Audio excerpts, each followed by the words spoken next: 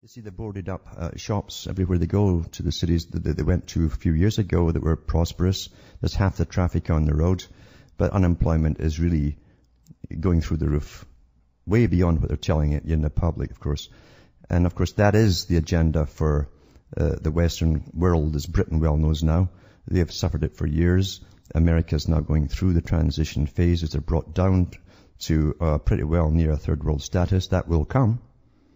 And out of it will come the new world order, where the United Nations will allocate food to every region, as I like to call it. That's in their charter, by the way. And you'll have to keep your population down. And they'll still leave it to you as a nation. That's the only time they'll mention your nation state. Is when they tell you, well, we can't give you more rations this year. We're to share it with so-and-so and so-and-so, but you have to find ways of depopulation. And of course, once they've got that going, they'll just reduce your quota every year. That's how the world's to be run. Depopulation has always been a big problem for the elite all down through the ages. When the people start to populate, they're well fed at times. They get wars going. Sometimes famine wipes them out, of course, through plague. And war itself has been a great thing for causing famine. When the guys are all fighting, no one's farming at all. So this has all been used as far back as the days of Greece. And, we always think again, because we're so stupid, we're trained to be stupid and not think. And again, it's because we're so naive and we're so generally nice as people.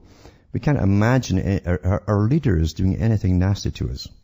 It is unimaginable because you're fed so much propaganda that, for instance, the military would never do anything nasty to you. It's your military and you're proud of those guys in the uniform for some reason, and it's been brainwashed into you. Here's an article here. It goes back to Sunday the 21st of April 2002, and it's from The Observer. Millions were in germ war tests. I've read this before, but it's time to read it again because it ties in with the spraying article I'll read later. It says, the Ministry of Defence turned large parts of the country, that's Britain, into a giant laboratory to conduct a series of secret germ warfare tests on the public. A government report just released provides for the first time a comprehensive official history of Britain's biological weapons trials between 1940 and 1979. See, that's the cut-off date. The stuff that's happened since, that will get released in 2050 or something. Many of these tests involved releasing potentially dangerous chemicals and microorganisms over vast swaths of population without the public being told. While details of some secret trials have emerged in recent years, the 60-page report reveals new information about more than 100 covert experiments. The report reveals that military personnel were briefed to tell any inquisitive inquirer the trials were part of research projects into weather and air pollution. Isn't that kind of familiar, folks, eh? The tests carried out by government scientists at Porton Down were designed to help the Ministry of Defence assess, this is what they told the public eventually, Britain's vulnerability. If the Russians were to have released clouds of deadly germs over the country, what tripe, eh? What utter rubbish. Yeah, let's see if it'll kill off our own folk, because the Russians might do it. No, they were testing stuff that would be going to use down the road on the whole planet, folks. It says in most cases the trials did not use biological weapons, but alternatives, well, they were biological actually, which scientists believe would mimic germ warfare, and which the Ministry of Defence claimed were harmless. But families in certain areas of the country who have children with birth defects are demanding a public inquiry. One chapter of the report says the fluorescent particle trials, listen to this, reveals how between 1955 and 1963, aircraft flew from northeast England to the tip of Cornwall along the south and west coast, dropping huge amounts of zinc, cadmium, sulphide. Cadmium's kind of familiar with the spraying today, isn't it? On the population. The chemical drifted miles inland as fluorescence, allowing the spread to be monitored. In another trial using zinc, cadmium sulphide, a generator was towed along a road near Frome in Somerset where it spewed the chemicals for over an hour. Of course, the wind carried it across an area, and then they'd see who got sick. In another chapter, large area coverage trials, the Ministry of Defence describes how between 61 and 1968, more than 1 million people along the south coast of England from Torquay to the New Forest were exposed to bacteria, including E. coli and bacillus globigi, which mimics anthrax. So these were actually live bacterium under the guise of, well, it's going to mimic anthrax, yeah. These releases came from a military ship, the Ice Whale, anchored off the Dorset coast, which sprayed the microorganisms in a 5 to 10 mile radius. The report also reveals details of the DICE trials in South Dorset between 1971 and 1975. These involved US and UK military scientists spraying into the air massive quantities of Serratia marcescens bacteria with an anthrax stimulant and phenol. I like that anthrax stimulant, eh? I mean, a less dangerous type of bacteria, eh? Similar bacteria were released in the sabotage trials between 52 and 64. These were tests to determine the vulnerability of large government buildings and public transport to attack. In 1956, bacteria were released on the London Underground at lunchtime, along the northern line between Collier's Wood and Tooting Broadway. The results show that the organism dispersed about 10 miles. Similar tests were conducted in tunnels running under the government buildings in Whitehall. Experiments conducted between 1964 and 1973 involved attaching germs to the threads of spiders' webs in boxes to test how the germs would survive in different environments. These tests were carried out in a dozen locations across the country, including London's West End. Of course they get one, Southampton and Swindon. The report also gives details of more than a dozen smaller field trials between 1968 and 1977. In recent years, the Ministry of Defence has commissioned 2 scientists to review the safety of these tests. Both reported that there was no risk to public health, although one suggested the elderly or people suffering from breathing illnesses may have been seriously harmed. That's like death, if they inhaled sufficient quantities of microorganisms. This is, however, some families in the areas which bore the brunt of the secret tests are convinced the experiments have led to their children suffering birth defects, physical handicaps, and learning difficulties. The test they did with the US government in Canada over Winnipeg in about 53, I think it was, or 54, had the same thing. A lot of the people, the parents, ended up with cancers, big time, and some now, the children and offspring also ended up with cancers and defects as well. That's your governments at work. And they did the same thing, of course, in the US. Quite something, eh? Quite something. And it's still ongoing, of course, because at the very end of the article, they ask if there's anything being carried out. So a spokesperson, that's a public relations officer, was asked whether such trials are still being carried out, and she said, it's not our policy to discuss ongoing research. There you go. Well, you're just imagining you're seeing all these spraying in the sky and stuff. It's your imagination.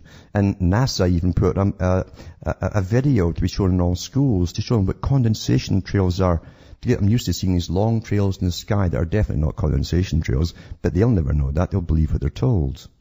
They're going to grow up for this because it's going to go on for years. This plan's going to go on for years. Here's Ireland and this sovereign independence.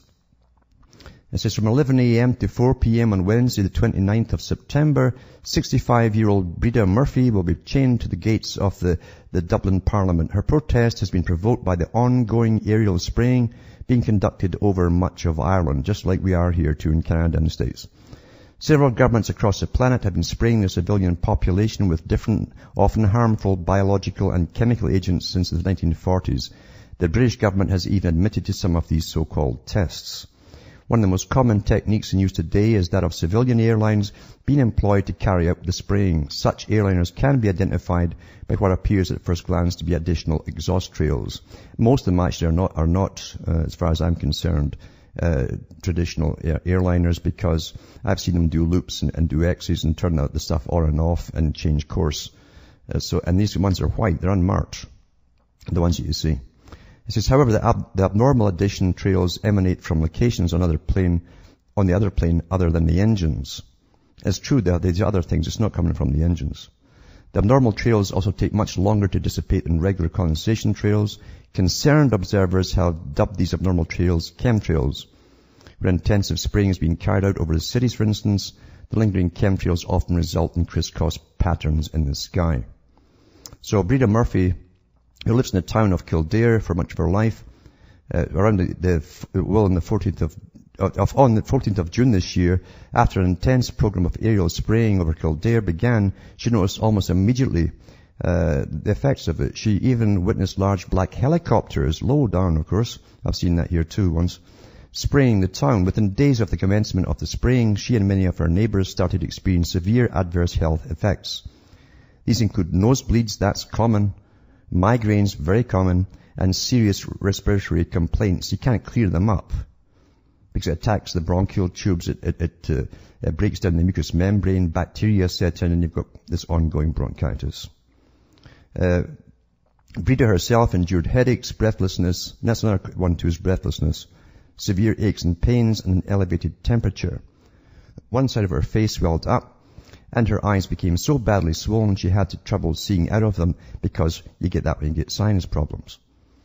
It says she was forced to consult an emergency doctor and was diagnosed with elevated blood pressure and infections of the sinuses and upper respiratory tract.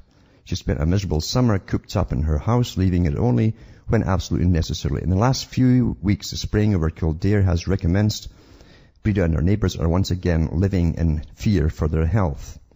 Brida demands that the government immediately puts a stop to the spraying of Kildare and the other targeted areas of the country.